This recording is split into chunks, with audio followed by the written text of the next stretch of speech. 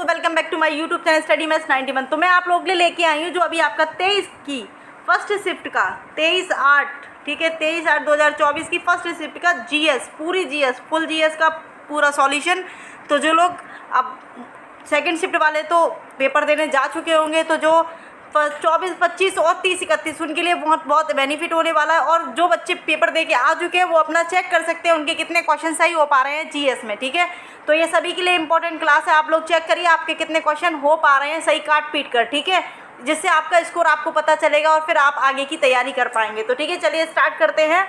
तो पहला क्वेश्चन है आपका, द स्कॉट लेटर किसने लिखी है? जो पुस्तक है द स्कॉट लेटर किसने लिखी है? तो ये किसने लिखी है? ये लिखी है नथानिएल हॉर्टन ने, ठीक है, नथानिएल। और थोड़ा अजीब क्वेश्चन है, थोड़ी सी जीएस टफ देखी गई है, लेकिन कुछ क्वेश्चन ईजी हैं और कुछ क्वेश्चन टफ हैं, ठीक है।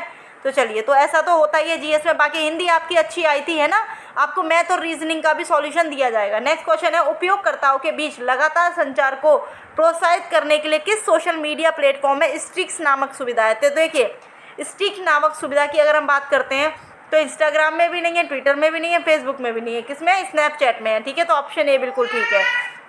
नेक्स्ट है, पल्लव राजवंश की राजधानी कहाँ स्थित है? तो पल्लव राजवंश की राजधानी कहाँ पर है? कांचीपुरम में है। कहाँ पर है? कांचीपुरम में है, ठीक है। तो ऑप्शन सी इसका राइट आंसर है। आगे देखते हैं, वित्तीय स्थिरता बोर्ड यानी कि एफएसबी क्या कार्य करता है? तो वित्तीय स्थिरता बोर्ड क्या कार्य करता है? तो ये वित्तीय स्थिरता सुनिश्चित करता है। ये क्या करता है? वित्तीय स्थिरता सुनिश्चित करता है। ऑप्शन डी बिल्कुल राइट आंसर है इसका। जीएसटी के ब्रांड एम्बेसडर कौन है भाई? जीएसटी के ब्रांड एम्बेसडर कौन है बताइए? तो कौन है भाई? अमिताभ बच्चन है, और कोई नहीं है। दीपिका पादुकोण भी नहीं है, शिल्पा शेट्टी भी नहीं है, शाहरुख खान। कौन है? अमिताभ बच्चन। ऑप्शन डी बिल्कुल राइट आंसर है। चलिए आगे देखते हैं, निम्न से कौन सी फ्रांस और जर्मनी के बीच सीमा है? देखिए, वैसे तो मेजिनॉट होती है, ठीक है, लेकिन इसमें नहीं दे रखी है, तो इसमें हो जा सकते KW है, बाकी कंफर्म नहीं है। लेकिन हाँ, इसकी वैसे जो एग्जैक्ट है वो तो आपको समझ में आ रहा होगा कि लाइन पूछी जा सकती है, कौन सी लाइन किस। तो नेक्स्ट शिफ्ट में दूसरा क्वेश्चन इसी का बन जाएगा, कौन सी लाइन पैरेलल 49, मतलब कुछ भी पूछा जा सकता है। तो एक बार आप लोग पढ़ लेना, ठीक है। आप लोगों के लिए इसी बेसिस पे मैं एक क्लास बनाऊंगी जो मैराथन होगी, जीएस की भी, हिंदी की भी। जिस तरह के क्वेश्चन आ रहे हैं उसी तरह के आपको क्वेश्चन दिए जाएंगे जो आपके एग्जाम में एग्जिटेड फंसेंगे, ठीक है। तो चलिए नेक्स्ट क्वेश्चन है, तो आप लोग क्लास देखना ना भूलिएगा। जो लोग भी ये क्लास देख रहे हैं, वो जो अब क्लासेस आएंगी वो आपके 24, 25 और 30, 31 वालों के लिए बहुत बेनिफिट होंगी, ठीक है। विदेश व्यापार महानिदेशालय किस मंत्रालय के अंतर्गत आता है? तो किसके अंतर्गत आता है? वाणिज्य एवं उद्योग मंत्रालय के अंतर्गत। और जो बच्चे पेपर दे चुके हैं वो ये देख रहे हैं तो अपना स्कोर चेक कर लीजिए, ठीक है। परमाणु ऊर्जा के उत्पादन के लिए कौन सा तत्व आवश्यक होता है? बताइए कौन सा होता है? तो सबको पता है भाई, परमाणु ऊर्जा के लिए यूरेनियम यूज़ किया जाता है, ठीक है, यूरेनियम यूज़ किया जाता है। तो आप लोग अपना स्कोर चेक कर रहे होंगे। नोएडा, देखिए बहुत अच्छा क्वेश्चन है, नोएडा उत्तर प्रदेश के किस जिले के अंतर्गत आता है? तो ये मैंने उसमें कराया था आपको, एनसीआर क्षेत्र के अंदर कौन से जिले आते हैं। कल ही क्लास दी थी मैंने आपको, कल ही क्लास दी थी आपको मैंने, यूपी से रिलेटेड, तो उसमें था ये। तो ये किसके अंतर्गत आता है? गौतम बुद्ध के नगर, ठीक है। नोएडा किसके अंतर्गत आता है? गौतम बुद्ध के नगर। ऑप्शन डी बिल्कुल राइट आंसर है। विश्व डाक दिवस कब मनाया जाता है? तो विश्व डाक दिवस कब मनाया जाता है भाई? 9 अक्टूबर को मनाया जाता है विश्व डाक दिवस। ऑप्शन डी इसका बिल्कुल राइट आंसर है। सॉरी, तो विश्व डाक दिवस कब मनाया जाता है? 9 अक्टूबर को मनाया जाता है, ठीक है। नेक्स्ट क्वेश्चन है आपका, जून 2024 तक संघ गृह मंत्रालय का प्रमुख कौन है? जो गृह मंत्रालय के यानी कि पूछे हुए हैं मंत्री, गृह मंत्रालय के मंत्री कौन है भाई? तो अमित शाह हैं। आप सभी को पता है गृह मंत्रालय के जो अभी मंत्री हैं वो कौन है? अमित शाह हैं, ठीक है। तो ऑप्शन डी बिल्कुल राइट आंसर है। इंडियन नेशनल कांग्रेस की स्थापना किस वर्ष हुई थी? तो आपको पता है इंडियन नेशनल कांग्रेस की स्थापना कब हुई थी? 1885 में हुई थी, बम्बई में हुई थी, आपको पता ही है। तो ऑप्शन डी इसका बिल्कुल राइट आंसर हो जाएगा, ठीक है। चलिए आगे बढ़ते हैं। भारत का पहला हवाई अड्डा कहाँ पर स्थित था? तो भारत का पहला हवाई अड्डा कहाँ पर स्थित था? मद्रास, बॉम्बे, दिल्ली, बताइए कहाँ स्थित था? तो ये कहाँ स्थित था? आपका बम्बई में बनाया गया था भारत का पहला हवाई अड्डा, ठीक है। भारत का पहला हवाई अड्डा बम्बई में था। तो ऑप्शन बी इसका बिल्कुल राइट आंसर है, ठीक है। चलिए आगे देखते हैं, भारत में व्यवसायों के लिए सेवाओं और जीएसटी पंजीकरण के लिए जो थ्रेशोल्ड लिमिट सीमा है वो क्या है? तो जो भारत में व्यवसाय के लिए जो जीएसटी पंजीकरण के लिए जो थ्रेशोल्ड लिमिट है वो 20 लाख रुपए है। कितनी है? 20 लाख रुपए। ऑप्शन ए बिल्कुल ठीक है। चलिए आगे, किसमें दुर्भावनापूर्ण फाइलों वाली छवियों का उपयोग करके हैकर अपने खाते की जानकारी चुराने या आपके कंप्यूटर को संक्रमित करने के लिए? तो इसमें थोड़ा सा डाउट है, ये क्वेश्चन बाद में देख लेना, ठीक है। चलिए बता देंगे आपको किसी में भी। क्रोएशिया गणराज्य की राजधानी क्या है? भाई क्रोएशिया यानी कि राजधानी से क्वेश्चन पूछा ही जाएगा। क्रोएशिया गणराज्य की राजधानी क्या है?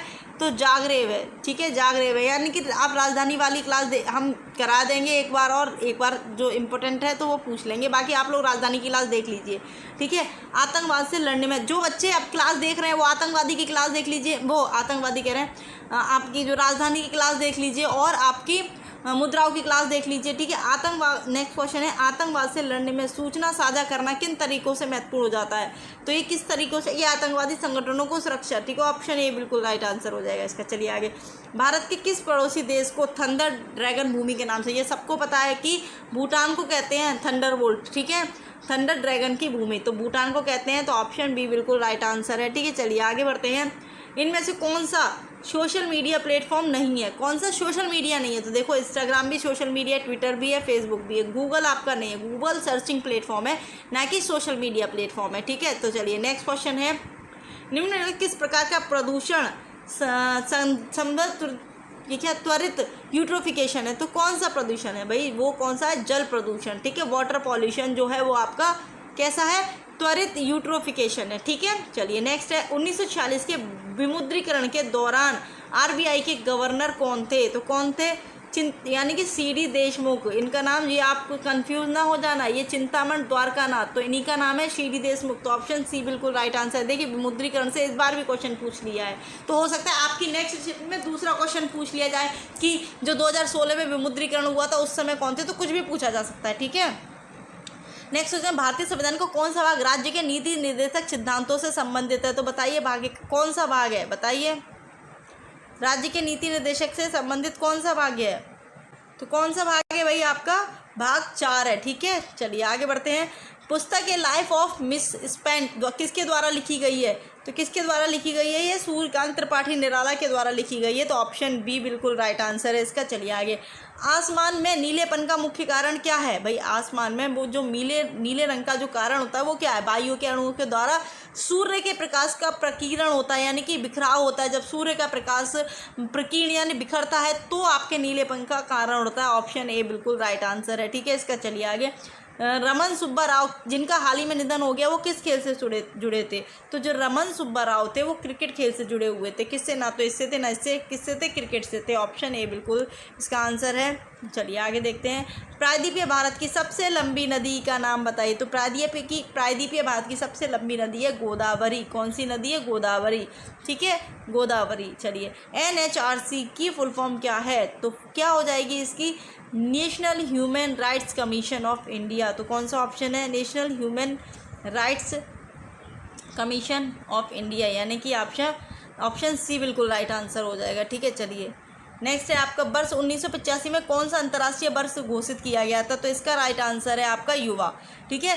वर्ष 1985 को अंतर्राष्ट्रीय जो वर्ष था वो घोषित किया गया था युवा वर्ष, ठीक है। चलिए आगे देखते हैं। अनुसंधान विधियां उत्तरदाताओं की प्रतिक्रियाओं के आधार पर उनसे गहन और आगे की जांच और पूछताछ करने में सहायता करती है।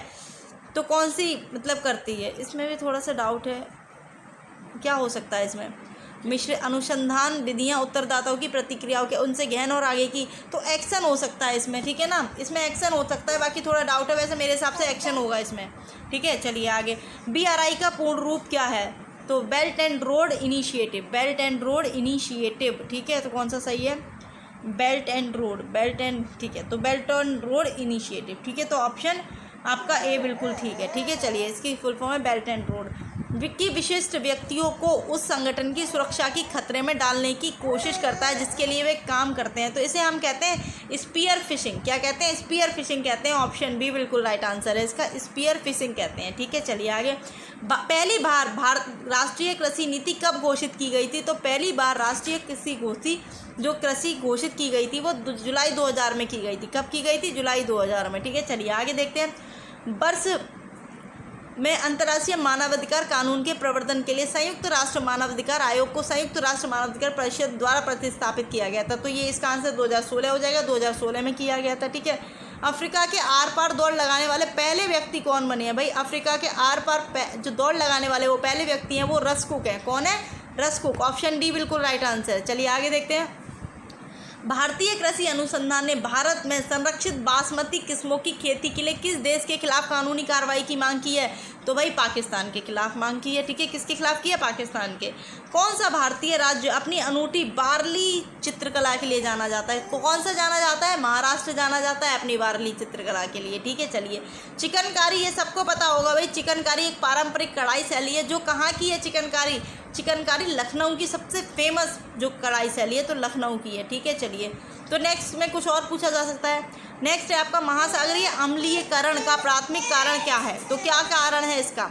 बताइए क्या कारण है? तो इसका कारण है समुद्री जल द्वारा CO2 का अवशोषण। समुद्री जल द्वारा जो CO2 का अवशोषण होना वो महासागरीय अम्लीकरण का प्राथमिक कारण है। तो ये थे आपके पूरे क्वेश्चन। तो फुल सॉल्यूशन था आपका। तो आप देख लीजिए आपके जीएस में कितने क्वेश्चन सही हो पा रहे हैं। बाकी आप लोगों के लिए पेपर थोड़ा जीएस का थोड़ा लेवल अच्छा खासा आया था। कुछ क्वेश्चन ठीक थे लेकिन कुछ क्वेश्चन हार्ड थे। बाकी हिंदी बहुत ईजी आई थी, तो हिंदी पे अपना फोकस करिए। हिंदी में 37 में से 35 क्वेश्चन लाने की कोशिश करिए। ठीक है, बाकी रीजनिंग अभी अब सॉल्यूशन मिलेगा और मैथ का भी मिलेगा। तो चलिए क्लास को यहीं समाप्त करते हैं। और कोई डाउट हो तो कमेंट बॉक्स में कमेंट कर सकते हैं। ठीक है, तो आज की क्लास के लिए इतना ही। जय हिंद, जय भारत।